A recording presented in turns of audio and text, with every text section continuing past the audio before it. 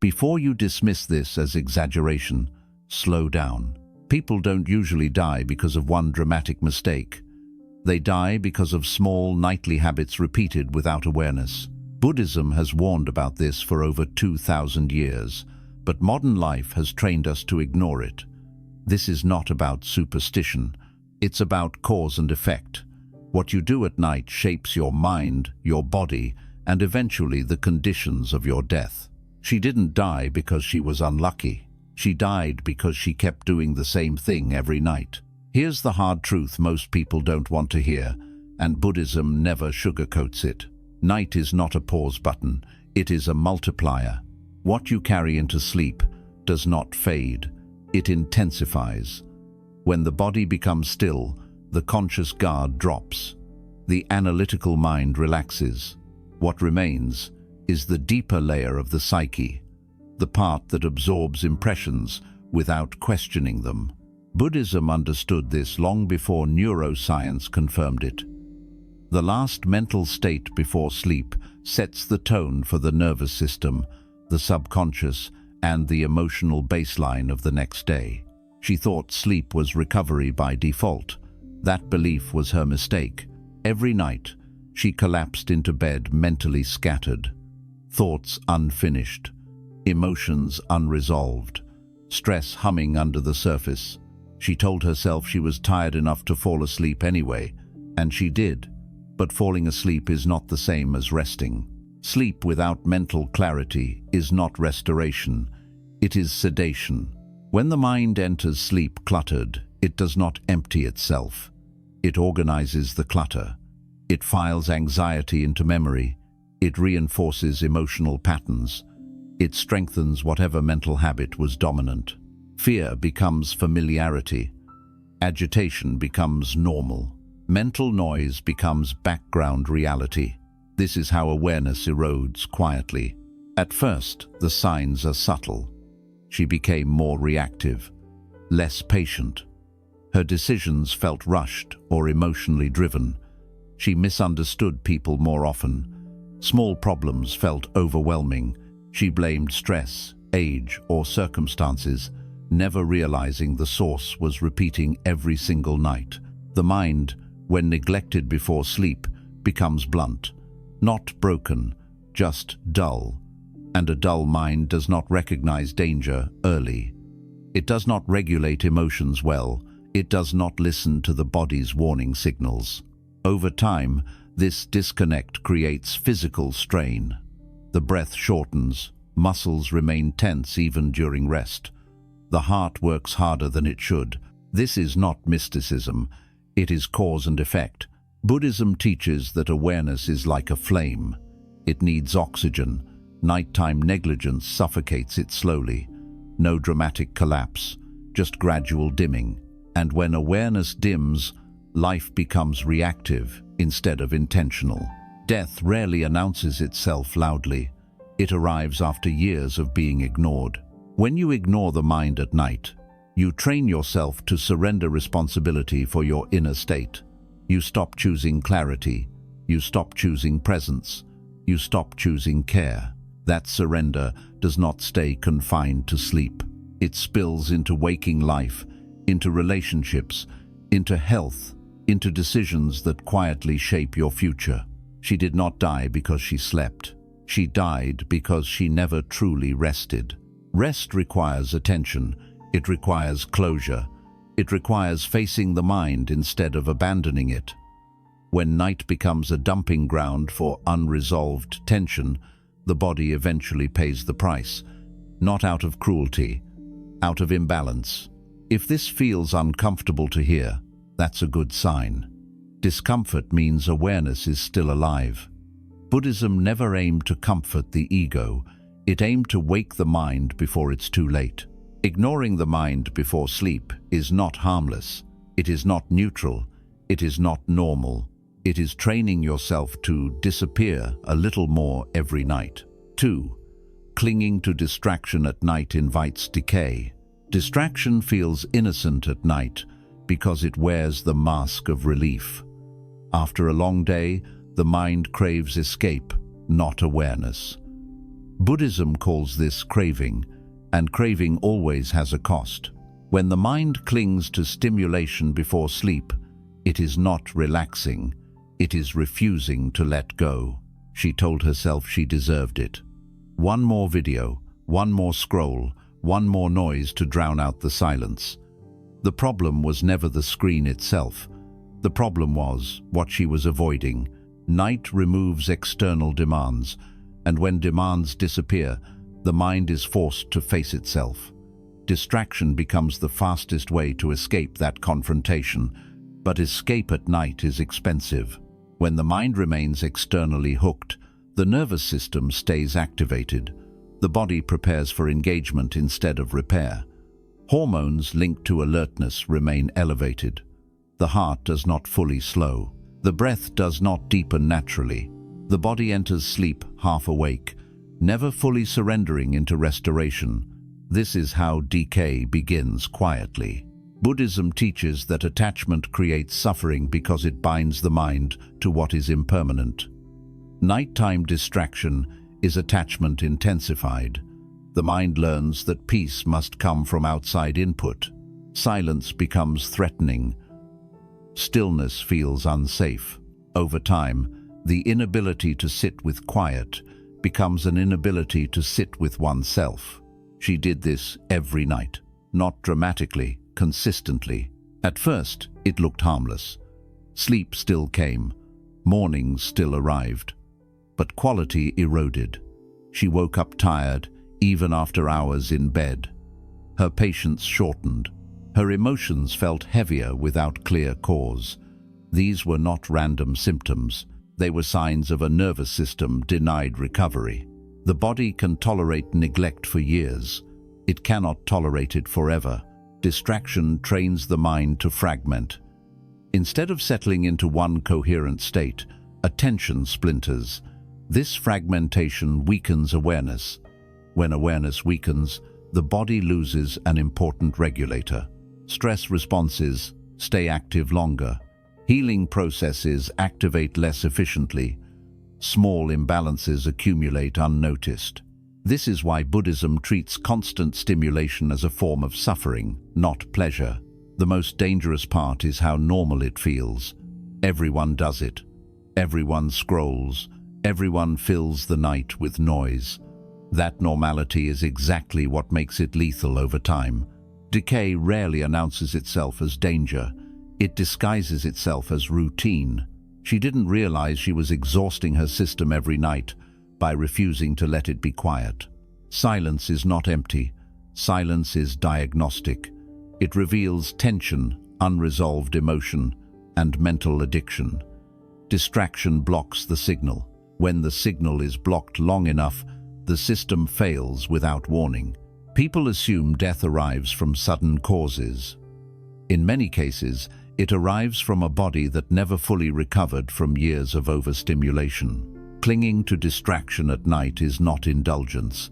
It is training the body to stay tired, the mind to stay restless, and awareness to stay weak. Buddhism warned about this not to scare people, but to prevent slow collapse disguised as comfort. Decay does not start when something breaks.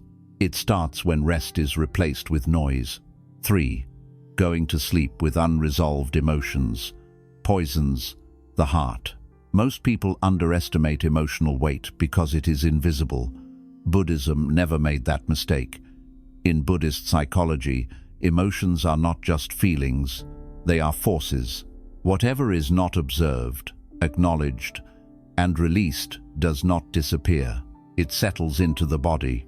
She went to sleep every night carrying emotional residue. Conversations left unfinished, anger swallowed instead of understood, guilt pushed aside, fear postponed. She believed time would soften these emotions on its own. Time does not dissolve emotion. Awareness does. When awareness is absent, emotion becomes tension. At night, the mind is more vulnerable. The defenses used during the day fall away. This is when unresolved emotion sinks deeper. It imprints itself into the nervous system, shaping how the body breathes, how the heart beats, how the muscles hold themselves even in rest. This is why Buddhism emphasizes observing the mind before sleep, not judging it, not suppressing it, simply seeing clearly what is present. When emotions are ignored, they harden. When they harden, they begin to interfere with the body's natural regulation. She did not feel this happening. That is what made it dangerous. Over time, the signs became physical. Tightness in the chest that came and went, a constant shallow breath, sudden fatigue without explanation. These were not random symptoms. They were the body expressing what the mind refused to acknowledge. The heart, in Buddhist understanding, is not just a physical organ, it is the center of emotional processing. When emotions are suppressed night after night, the heart carries the load.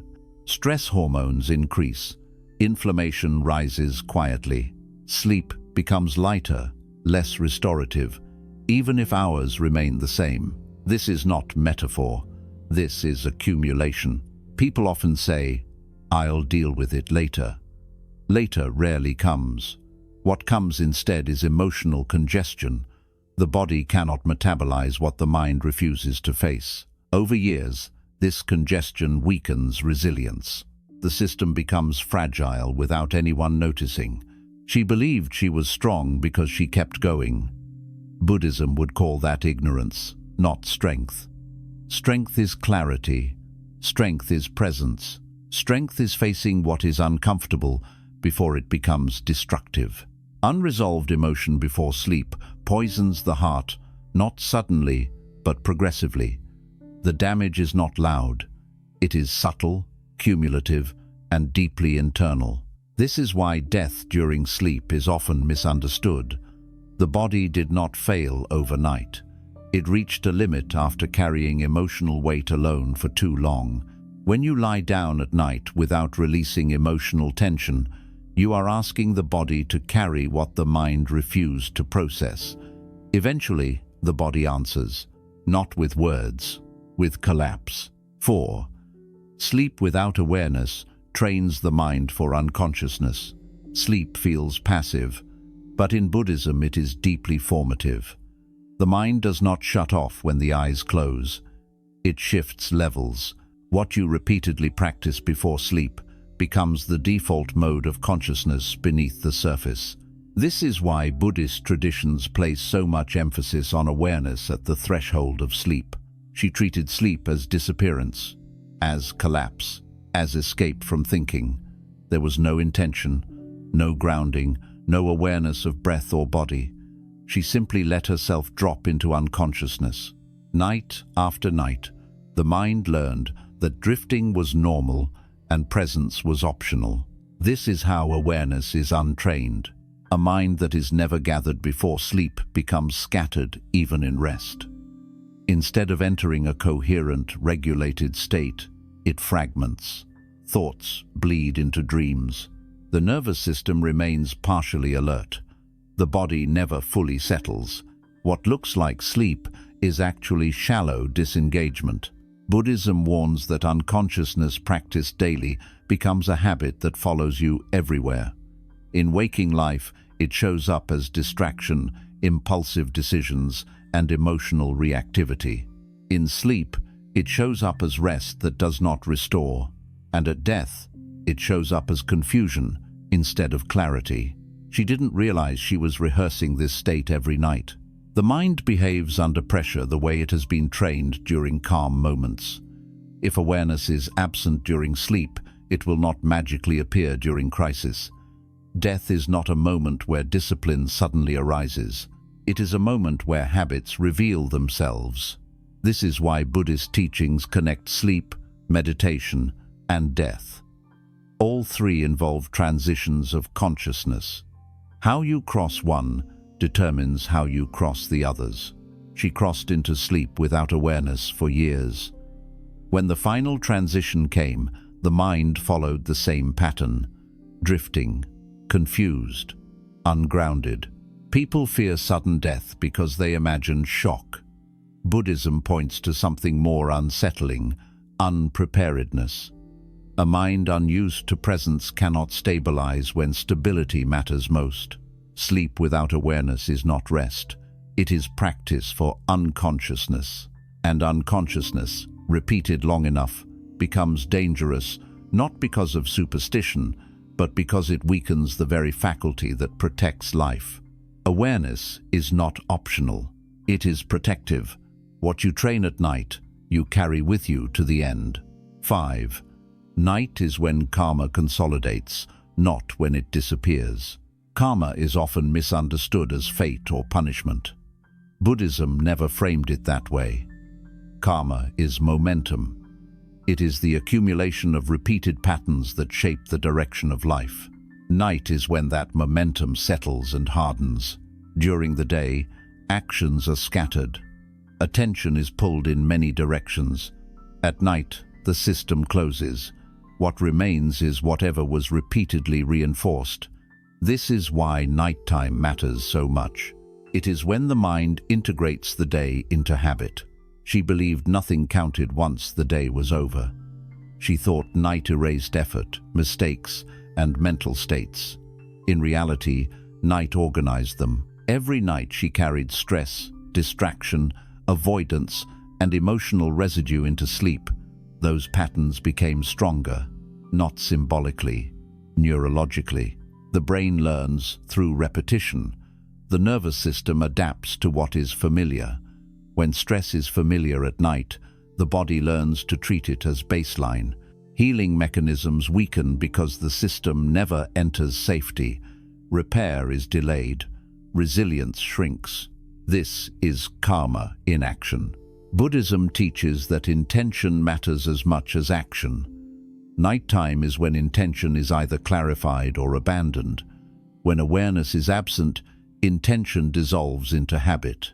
Habit becomes destiny, not because of belief, but because the body follows what it has been trained to do. She did not experience karma as sudden misfortune. She experienced it as gradual depletion. Energy lowered. Focus faded. Health signals appeared and were ignored. Each night reinforced the same trajectory. Karma does not need drama. It needs consistency. This is why people are shocked when something finally breaks. They think it happened suddenly. Buddhism sees it differently. The outcome was rehearsed nightly. The conditions were being prepared quietly. Night is not the end of the day. It is the seal placed on it. When you go to sleep without awareness, you are allowing karma to consolidate without correction. Patterns strengthen unchecked. What could have been softened becomes fixed. Death is not always the result of a single cause. Sometimes it is the natural conclusion of momentum left unattended for too long. Karma does not chase you. It waits for you to repeat yourself. And night is when repetition becomes permanent. 6. Refusing stillness at night is refusing repair. Stillness is not emptiness. In Buddhism, stillness is the condition under which the body and mind repair themselves. When movement stops and stimulation fades, the nervous system finally receives the signal that it is safe to heal. This is why silence at night is not optional. It is necessary. She avoided stillness because stillness exposes what has been ignored.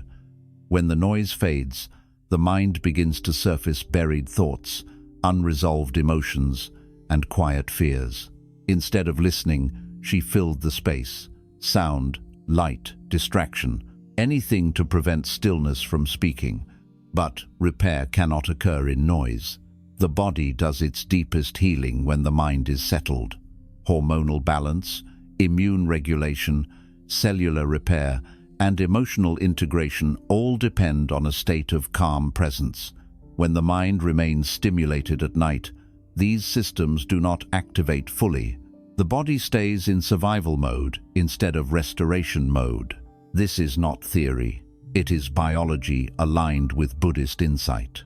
She believed exhaustion was the same as readiness for rest. It is not. Exhaustion is a signal that repair is overdue. Stillness is what allows that repair to happen. Without it, the body accumulates micro-damage. Small imbalances that would normally correct themselves remain unresolved. Over years, these small imbalances stack. People often ask how someone can seem fine and then suddenly die in their sleep. Buddhism points to what was never allowed to heal. The body compensates for a long time. It adapts. It covers weakness. But compensation has limits. Refusing stillness at night trains the body to stay vigilant even when it should recover. The heart rate stays elevated. The breath remains shallow. Muscles never fully release. Inflammation lingers. None of this is felt dramatically at first. That is what makes it dangerous. Stillness is when the system checks itself. When stillness is avoided long enough, problems go unnoticed until they are no longer correctable. This is not punishment. It is neglect reaching its threshold. Buddhism does not glorify discipline for its own sake. It values stillness because stillness restores balance. Without balance, decay accelerates quietly. She didn't refuse stillness once. She refused it every night. And every night she delayed repair. The body learned to survive without healing. Survival without healing cannot last indefinitely. Stillness is not optional. It is maintenance. Deny it long enough, and the body eventually stops asking. 7. The way you sleep trains the way you die. Buddhism does not separate sleep from death. Both are transitions of consciousness. One happens nightly, the other happens once. The mind does not improvise during transitions. It follows what it has practiced. Most people assume death is unpredictable. Buddhism says the experience of death is conditioned. It reflects the habits built over a lifetime, especially the habits practiced in quiet moments when no one is watching. Night after night, you rehearse how you let go. She went to sleep without closure, without gratitude, without releasing the day. She carried tension into unconsciousness and expected peace to appear on its own. Over time, the mind learned to shut down abruptly rather than soften gradually. This matters more than people realize. At the moment of death, the body releases control. The mind responds the same way it has been trained to respond at night. If awareness was never cultivated, confusion arises. If the mind was never settled, fear arises. If letting go was never practiced, resistance arises. Death itself is not the danger. Unpreparedness is. Buddhism teaches that the final moments of consciousness are powerful because they shape the transition that follows. A mind trained in presence meets death differently than a mind trained in collapse. This is not belief. It is a bit. She did not practice awareness at night. She practiced avoidance. She practiced distraction. She practiced unconsciousness. When the final transition came, the mind did what it knew how to do: drift. People are disturbed by the idea of dying in sleep because it feels sudden. Buddhism offers a harsher clarity. It was not sudden. It was rehearsed. The way you sleep reflects how you live. Restless living leads to restless sleep. Restless sleep leads to an unsteady crossing. This is not punishment. It is continuity. If this feels heavy, it should. Buddhism never promised comfort without responsibility. It offered liberation through awareness. Every night is a rehearsal. Every night is training. You are practicing how to let go. The question is not whether death will come. The question is how prepared your mind will be when it does. She did not die because night is dangerous. She died because night was misunderstood. Buddhism never warned about sleep itself. It warned about how the mind enters it. Night is when life either repairs itself or quietly deteriorates. What you bring into sleep becomes what you carry forward.